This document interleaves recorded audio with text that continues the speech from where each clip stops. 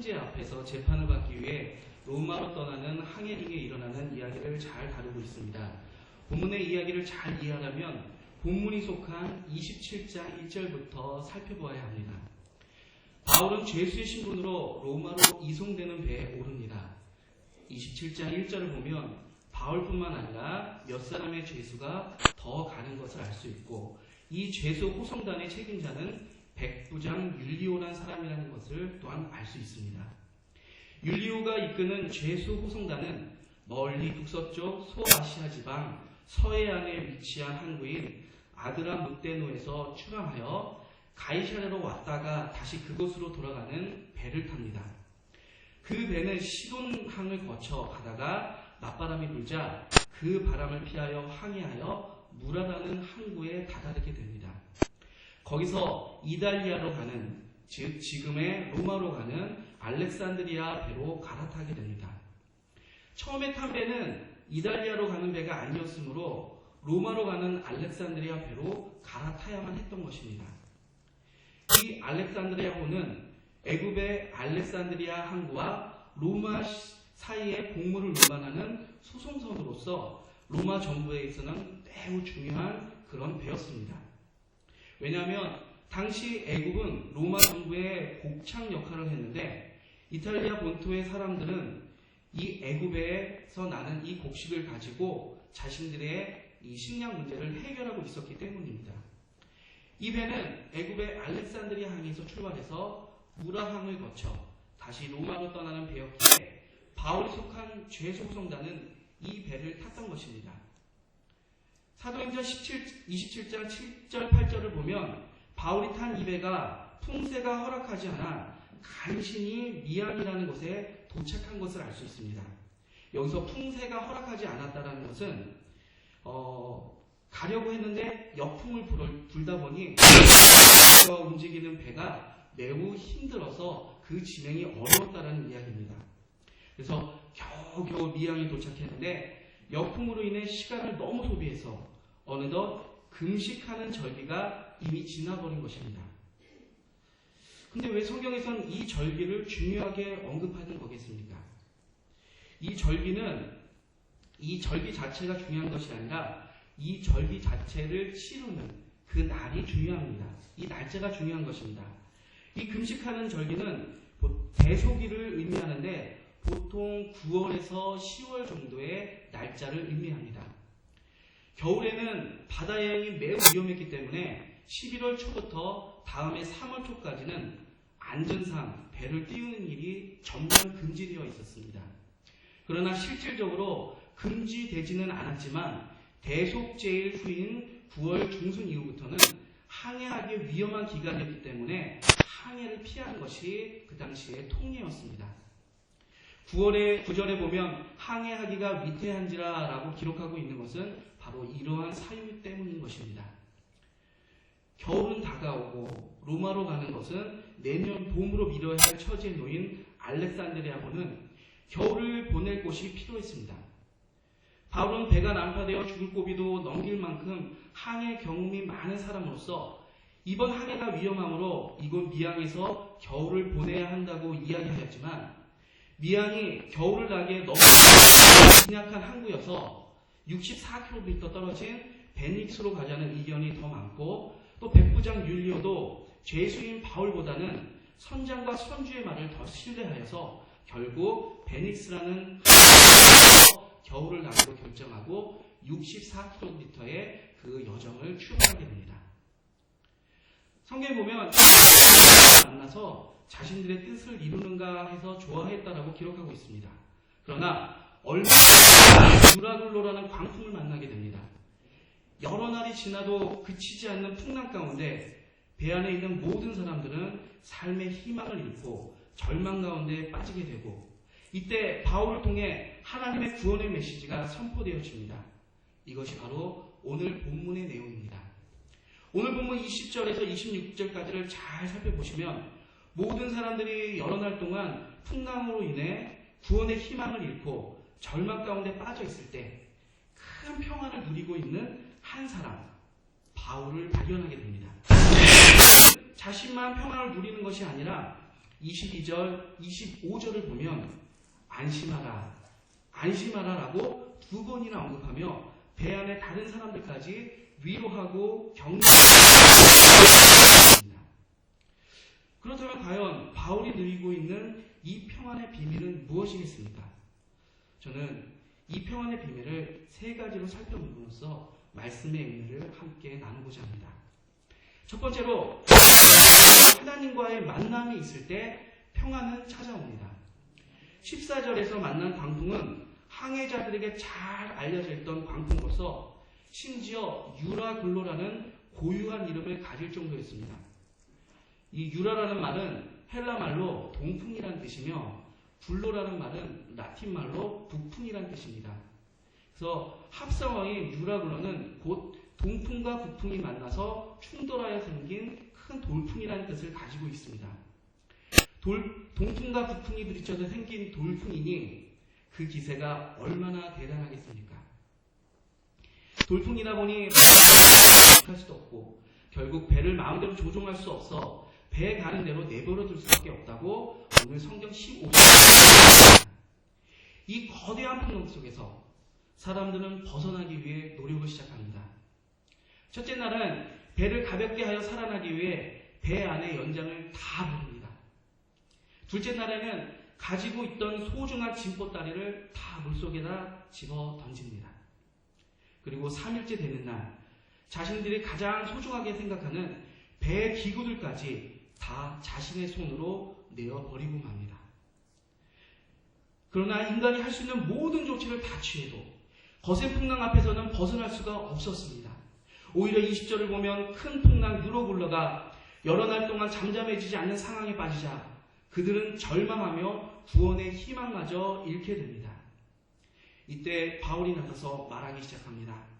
먼저 21절에서 자신의 말을 듣지 않고 추방한 것을 가볍게 책망한 뒤 22절에서 손상은 배만 받게 될 것이고 너희의 생명은 상하지 않게 될 것이니 안심하라고 그들을 격려합니다.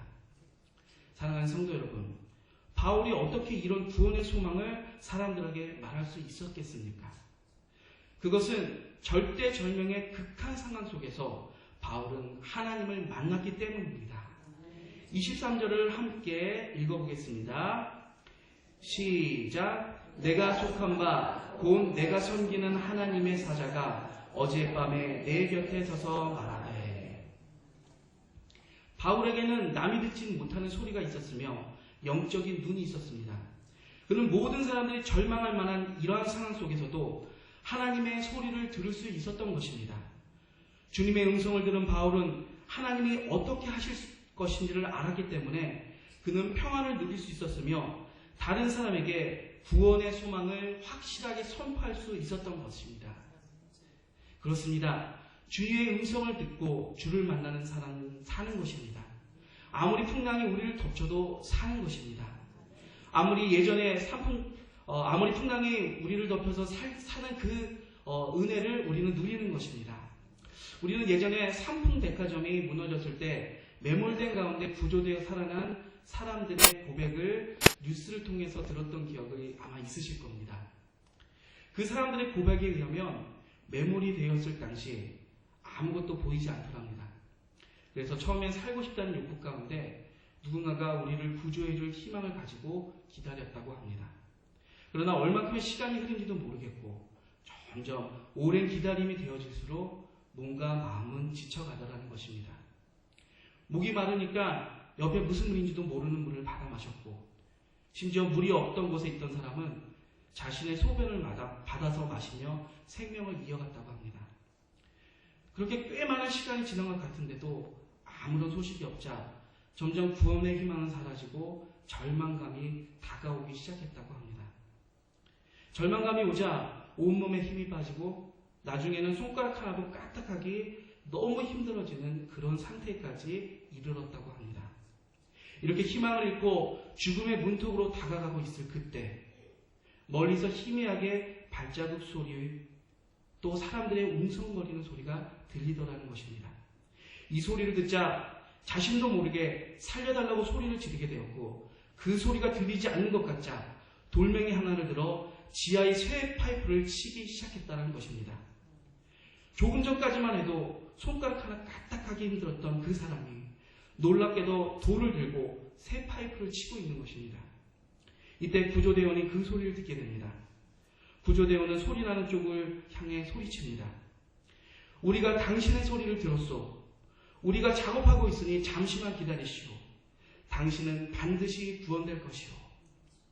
이 소리를 들은 이 사람은 조금 전까지만 해도 그렇게 죽을 것 같았는데 그 모습은 온데간데 없이 사라지고 새 힘이 생겨서 하루 이틀의 시간이 더 걸려 구조되었던 그 시간을 기다릴 수 있었다는 것입니다.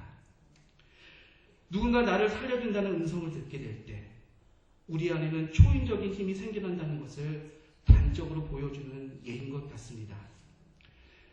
사랑하는 성도 여러분, 우리 성도들에게 기도는 이런 생명의 소리인 줄 믿습니다. 내가 어떠한 상황인지 우리 주님은 누구보다도 잘 알고 계십니다. 그분이 내 곁에 오셔서 이 고난이, 이 절망이 너의 끝이 아니다. 너는 반드시 이 고난과 절망을 딛고 일어설 것이다. 라고 말씀하시는 하나님의 음성을 들을 때 금방 죽을 것 같고 세상이 무너질 것 같은 고통을 느끼다가도 어디서 힘이 나는지 찬송하고 일어서서 다시 인생을 사는 것이 바로 성도인 것입니다. 어떤 풍랑을 만나는가는 크게 중요하지 않습니다. 내가 지금 하나님을 붙잡고 있고 주의 음성을 듣고 있으며 주께서 말씀하신 약속의 말씀이 내 속에 들리고 있는가가 중요한 것입니다. 5만 번의 기도의 응답을 받았던 조지 물러를 잘 아실 것입니다. 고아원을 경영했던 그는 정부의 도움 없이 순전히 하나님께 기도하고 그 응답을 통해서 고아들을 먹여 살렸던 고아의 아버지라 불리웠던 분입니다. 아이들이 먹을 음식이 없을 때 기도했더니 빵공장의 트럭들이 고아원으로 들어왔다는 일화는 우리 성도님들도 잘 아실 것입니다. 그는 크고 작은 문제가 생길 때마다 하나님께 기도했고 하나님께서는 그 문제를 해결하셨던 것입니다. 그렇습니다. 하나님만이 문제의 진정한 해결자이시며 그분은 우리에게 모든 것을 해결하게 시키겠다고 말씀하고 계신 것입니다. 그러므로 주의 음성을 듣는 사람, 하나님의 음성을 듣는 사람은 풍랑 속에 어쩌면 더 재미있습니다. 이 풍랑 속에서 하나님이 어떻게 역사하실까? 그것을 바라보는 것이 마치 모험 속으로 들어가는 것 같은 그런 느낌인 것입니다. 오늘은 이러한 어려움이 있는데 이 어려움 속에서 하나님이 어떻게 역사하실까? 그게 기대되는 것입니다. 사랑하는 성도 여러분, 어떤 풍랑을 만나는가는 중요하지 않습니다. 내가 주의 음성을 듣기 위해 무릎을 꿇고 하나님 앞에 고개를 향하고 있다면 우리 하나님이 그 모든 풍랑을 잠잠케 하실 것을 믿으시길 진심으로 소원합니다. 두 번째로 이 평안함은 인생의 사명을 발견할 때 누릴 수 있습니다. 자신이 무엇 때문에 이 세상에 존재하는지, 무엇을 위해 살아야 하는지를 아는 사람은 폭풍 속에서도 평안함을 얻을 수 있습니다. 오늘 본문의 바울은 자신이 해야 할 사명과 존재의 이유를 발견함으로써 평안함을 누리게 됨을 알 수 있습니다. 24절을 함께 읽어보겠습니다. 시작.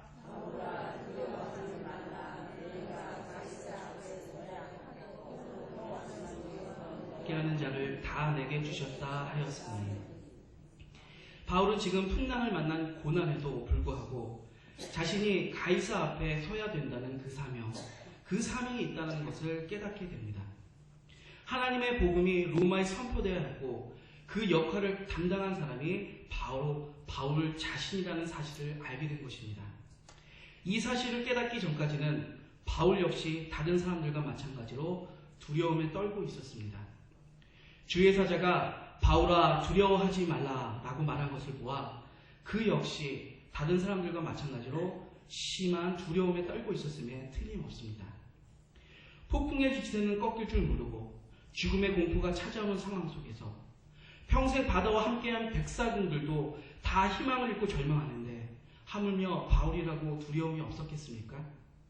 그러나 하나님의 음성을 주의 사자로부터 전해 들은 바울은 두려움이 사라집니다. 걱정이 없어집니다. 왜 그렇습니까? 폭풍이 아무리 크게 와도 자신은 죽지 않는다는 사실을 알았기 때문입니다. 로마로 가서 전해야 할 자신의 사명을 완수할 때까지는 결코 죽지 않을 것을 알았기 때문에 그는 평안함을 누릴 수 있었던 것입니다. 우리 인생도 마찬가지입니다. 하나님께서 우리에게 주신 사명이 끝나지 않는 한 이 가운데 죽을 사람은 아무도 없다는 것을 믿으시기 바랍니다. 그러므로 사명이 끝나지 않는 한 완벽한 절망이라는 것은 없는 것입니다. 또한 바울에게는 로마로 가서 복음을 전해야 하는 사명뿐만 아니라 이 배에 타고 있는 모든 사람들의 생명을 자기에게 맡기셨다는 사실도 알게 됩니다. 너와 함께 항해하는 자를 다 내게 주었다. 이 배에 탄 사람들을 돌아보아 하는 책임도 바로 바울 자신에게 있는 것입니다.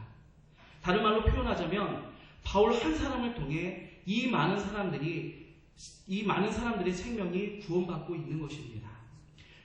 바울에게 이런 사명이 있었듯이 우리에게도 하나님의 사명이 존재함을 기억해야 합니다.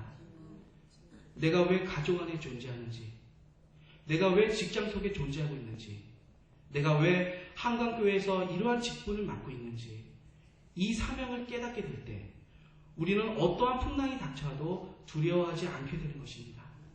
죽을 걱정, 망할 걱정을 하지 않게 되는 것입니다.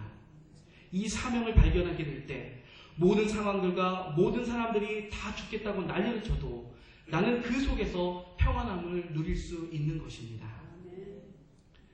아프리카에서 복음을 전했던 리빙스턴에게 한 사람이 이렇게 질문했다고 합니다. 당신은 이 일이 매우 위험하며 생명에 위협이 될 수 있다는 사실을 알고 있습니까? 이 이야기를 들은 리빙스턴은 이렇게 대답했다고 합니다. 나의 존재 이유가 다할 때까지, 나의 사명을 완수할 때까지 나는 절대 죽지 않을 것입니다. 바울도 지금 이러한 고백을 하고 있는 것입니다. 안심하십시오. 우리는 반드시 이 풍랑을 극복할 것입니다. 이 배를 이끌고 있는 백부장 율리오가 이런 이야기를 하는 것이 아니라 죄인의 몸으로 호송되고 있는 하나님의 사람 바울이 오히려 많은 사람들을 안심시키고 있는 것입니다. 사랑하는 성도 여러분, 여러분들의 인생 가운데 이러한 사명을 발견하셨습니까?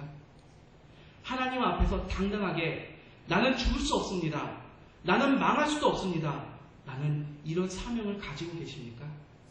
하나님 내게 맡기신 이 사명 때문에 난 죽을 수도 없고 아플 수도 없고 망할 수도 없다고 당당하게 말할 수 있는 그 사명을 발견해야 우리 인생 가운데 힘이 생기는 것입니다. 능력이 나타나는 것입니다. 이러한 사명을 발견하시는 우리 모든 성도님들이 다 되시길 소원합니다. 마지막으로 세 번째로 불안을 극복하는 믿음이 있어야 이 평안을 누릴 수 있습니다. 25절을 함께 읽어보겠습니다. 시작. 그러므로 여러분이여 안심하라. 나는 내게 말씀하신 그대로 되리라고 하나님을 믿노라. 바울이 무엇이라고 이야기한 것입니까? 바로 어젯밤 내게 말씀하신 그 주님의 음성을 듣고 나는 그대로 될 것이라고 믿는다라고 이야기하고 있는 것입니다. 이 믿음은 바울을 폭풍 속에서도 평안함을 누리게 하였습니다. 사람은 누구든지 환난과 역경이 찾아오면 불안해하고 두려워할 수밖에 없는 존재입니다. 그런데 성도는 이 상황 속에서 두 가지의 선택의 길이 주어집니다. 아무것도 염려하지 말고 오직 모든 일에 기도와 간구로 하나님께 아뢰라 라는 약속의 말씀을 붙잡을 것인가, 아니면 세상을 바라보며 해결책을 찾을 것인가. 지금 이 자리에서는 당연히 하나님의 약속을 붙잡아야죠 라고 할지 모르겠습니다. 그러나 막상 이 역경이 내 일이 되면 하나님의 약속의 말씀을 믿기보다는 세상적인 방법을 찾기 급한 것이 바로 우리의 모습일 때가 더 많지 않나 뒤돌아보게 됩니다. 하나님은 우리의 믿음을 보시고 그 믿음을 확인하신 후에 우리에게 응답하십니다. 아브라함이 이삭을 데리고 모리아산으로 가서 제단을 쌓고 그 위에 나무를 놓고 이삭을 결박하여 그 위에 놓을 때까지 하나님은 아무런 말씀을 하지 않으셨습니다. 아브라함의 마음은 그 어떤 순간보다도 고통스러운 그때 하나님은 바로 침묵하고 계셨던 것입니다. 그러나 그가 칼을 들어 이삭을 죽이려고 믿음을 보이는 순간 하나님은 그 침묵을 깨시고 응답하셨던 것입니다. 바울도 자신이 하나님을 굳게 믿고 있음을 많은 사람들에게 선포하였습니다. 이러한 선포는 자신 안에 확실한 믿음이 있지 않으면 결코 불가능한 일이었던 것입니다. 하나님을 신뢰하는 그 믿음을 확보할 때 그는 세상이 줄 수 없는 평안을 누리게 되는 것입니다.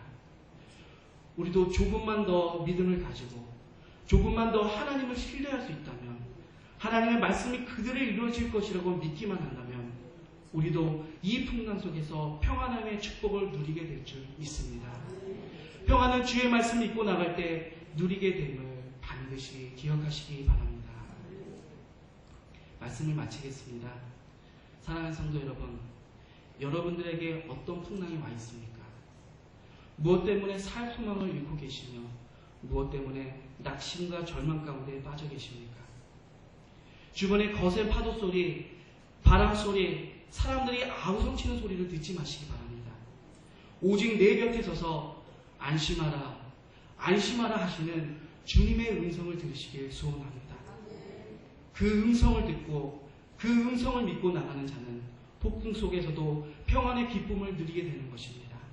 또한 내게 주신 하나님의 사명을 다 감당하기까지 우리는 결코 죽거나 망하지 않는 사실을 기억할 때 폭풍 속에서도 담대할 수 있게 되는 것입니다. 이것이 바로 성도의 삶인 것입니다. 남은 한 주간 약속의 말씀을 통해 주시는 주님의 큰 평안을 누리며 살아가시는 우리 모든 성도님들 다 되시길 진심으로 소원합니다.